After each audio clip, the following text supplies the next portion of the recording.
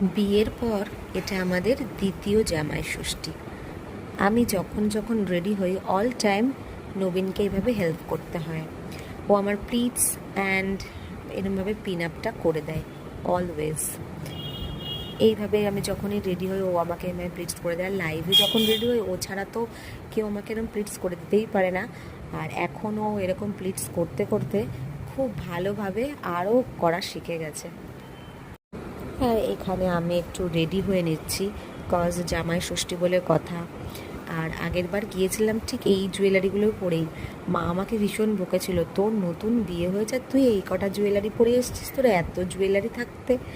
আর এই বছর এত গরম পড়েছে, একদমই ভালো লাগছে না। আর এখন আমার এই কারেন্ট ফেভারিট এই ডেট ওম্যান আমার এত পছন্দ হয়েছে, সব থেকে বেশি পছন্দের। আমি আমার পুচকুকে রেডি করে নিয়েছিলাম অফ ক্যামেরা। ভীষণ দুষ্টু করেও, যার জন্য ওর শট নেওয়া হয় না অল টাইম। আর আমার শ্বশুরবাড়ি থেকে আমার বাপের বাড়ি জানো তো মাত্র 2 কিলোমিটার্স। তাও যখনই আমি যাব এত এত ব্যাগ নিতে হয়, যার জন্য আমাকে ইচ অ্যান্ড এভরি টাইম গাড়ি করেই যেতে হয়। আর আমাদের শুনু তো মানে ঘুরু ঘুরু করতে পেলে আর কিছুই চায় না। ও ভীষণ ভীষণ ভালোবাসে ঘুরু ঘুরু করতে, আনন্দে লাফালাফি করে গাড়ির মধ্যে বসে হোক, বাইকে যখন যায় তখনও। আমাদের বাড়ির সামনে একটা মিষ্টির দোকান আছে, অনেক রকমের ভ্যারাইটিস অফ সুইটস পাওয়া যায়। আমরা ওখান থেকেই মিষ্টি, দই অ্যান্ড একটা স্প্রাইট নিয়েছিলাম।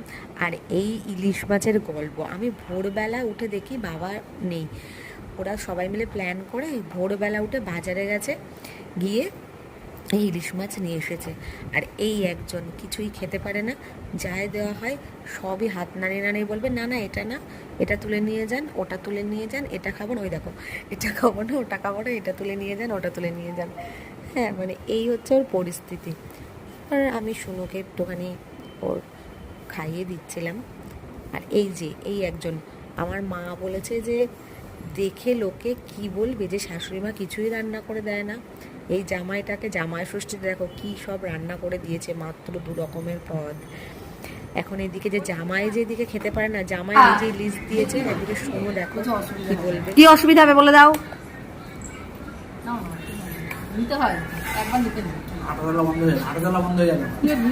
হাঁটা চলা ভাবো ওর নাকি হাঁটা চলা বন্ধ হয়ে যাবে। সকালবেলা ওই খেয়েছে, খাওয়ার পরে শুধু পোলাও আর মাংস খেয়েছে। আর এদিকে আমাদের ষষ্ঠী এইভাবে লুচি আর ছোলার ডাল খেয়েই কাটাতে হবে সারাটা দিন।